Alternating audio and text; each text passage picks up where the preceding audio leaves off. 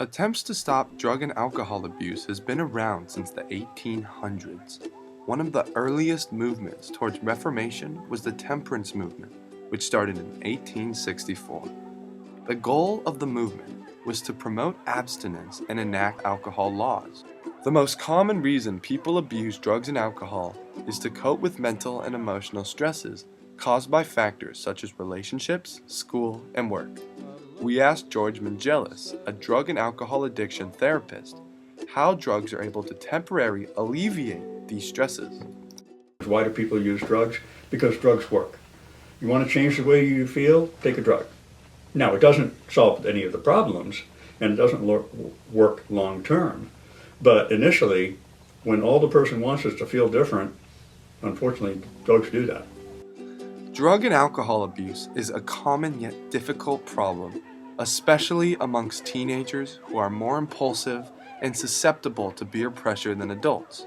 So we asked a drug and alcohol addiction consultant why abuse is so common in high school students. He said it was a matter of exposure. 20% of freshmen are exposed to alcohol and drugs, 40% of sophomores, 60% of juniors, 80% of seniors. Drugs can have devastating effects on a person and their ecosystem, affecting everyone around them. Darren Casagrande explained how someone would be driven to change their habits after the toll of alcohol and drug abuse. So in the recovery community, there's this saying that you get sick and tired of being sick and tired. And essentially that would be the idea that at a certain point, the substance use is costing them so much in life that dealing with the pain that they feel, that they're avoiding, is actually better than using the drug. Although everyone's case is unique and there is no perfect or clear solution, there are significant steps one can take in the process of recovery. The first step is recognizing that there is a problem and it affects more than just the abuser. Addiction impacts families.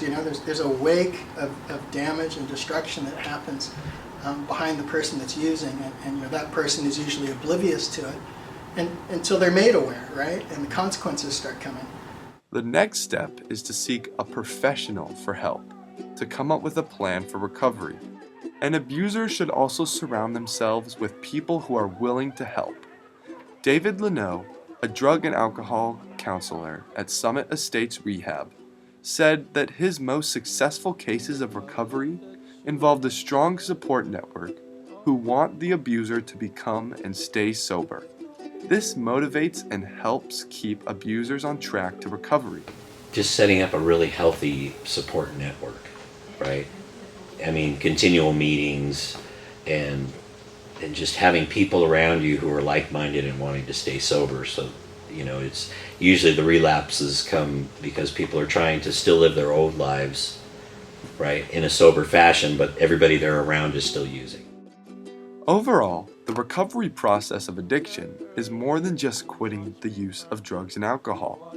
It is a process of learning to live a happier life focused on self-care, self-improvement, and healthy ways of coping with stress. For some kids, for everybody, you need to make sure that you're kind of in peak physical performance, so sleeping well, which I know is hard, eating well, trying to kind of have a routine. Meditation, healthy diet habits, going to the gym, working out, doing things that enrich and nurture your true self, right? Doing things that you enjoy that are intrinsic to your nature. These are good ways to cope. For many people, drug and alcohol abuse was an easy, temporary solution to a more difficult problem that progressively got worse. Instead, one should devote their time to positive pursuits they enjoy. No one should have to depend on a substance to live a happy life.